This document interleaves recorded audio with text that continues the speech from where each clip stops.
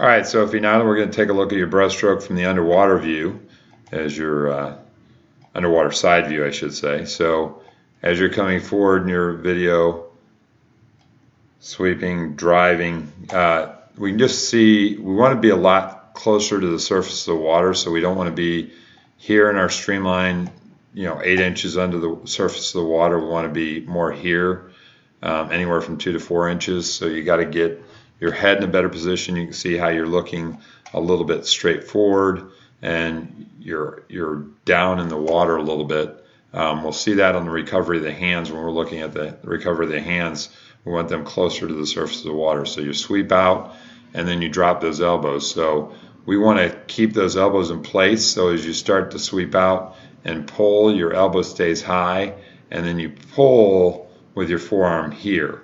You can see how yours is almost straight back, almost flat, so you're pulling, your energy is pushing up this direction with your pull as you're pulling down, okay, because you drop the elbow. And what we want to do is get in this higher forearm position that I drew here, where you're pulling that water straight back behind you, so that your energy is pulling you slightly up but forward, as you can see right there. So a little bit better position. Don't drop those elbows quite that fast. And then you get in the sweep, pull the hands. I'd like to see the hands a little bit out from the chest, so out here a little bit more, not so close to the chest, because what happens is you get a little bit off balance, and so your elbow's way back here. We don't want to be back behind the back with the elbow. We want the hand out in front, so the elbows come in right to the front of the ribs. And I drew that line on the other one, but right there to the front of the ribs, so the hands can move faster and you're more in balance. And what happens is you can recover with the hands higher. So as you get up the hands here, you're a little bit off balance. So what happens is your weight pushes you down, and then your hands, instead of riding at the surface, would still be at the surface here and pushing forward on this line.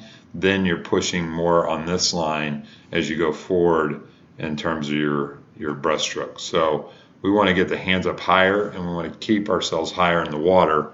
And we can do that by keeping the hands out in front underneath our chin, not so far back underneath our chest, and keep the elbows not behind us, but in front of us a little bit more. Then on your kick, you're bringing the feet up.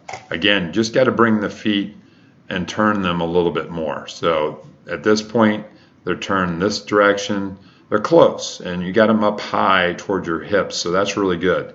Just a little bit higher, and turn them out a little bit more as you deliver that kick. That'll give you a little more power in your kick. And then as you kick back, finish feet together a little bit more, but pretty good overall in the kick. And then as you come into the wall, again, we don't want to dive down and then up. So we don't want to be coming downward with our energy.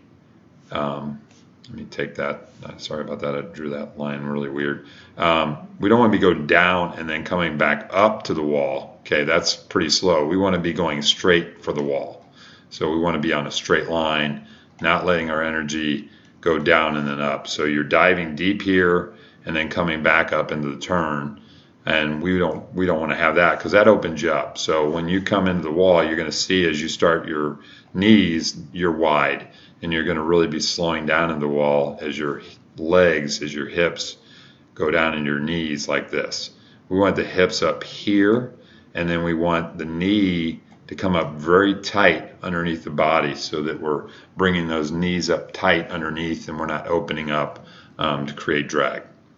And then as you come into the wall, get your feet on the wall. Okay, not bad. You're on your side, pretty good position on your side. Push off. You could have a little more separation with the feet as you go to push off, but a pretty good depth on the push off. A little shallow, but not too bad.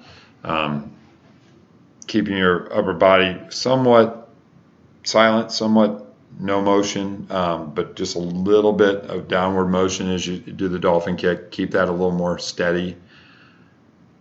And then your hands are really low on your pull down. So we want to be a lot closer to the body. And then when we pull down, we want to put our hands on our thighs. And you can see right there, you're pulling down to the side. So you want to be a little more narrow with the pull, and you want those arms where your palms go right onto your thigh.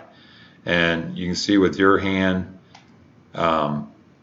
is out to the side of the hip. So we want to keep that in line a little bit more and keep those palms landing right on top of your hips. And then as you pull underneath the body on the recovery, you want to be closer to the body. So we want to be here, right up our stomach and right up our chest through our chin, and you're pulling a little bit further away from that and getting the hands away from the body, which creates a lot more drag, especially right here. You can just see water is going to be coming right in towards your hands and your arms. It's going to be slowing you down, and you want to create a better streamline at that point. So let me get the line drawn, but the water's coming at you here and here, and it's just going to slow you down. You're just creating a little bit too much drag with your hands. They need to be closer to the chin. So you want your hand at the elbow to come up right underneath your chin. So that hand should be right underneath your chin as you're coming up. And that'll create a lot less drag as you're going into your recovery out of your pull out.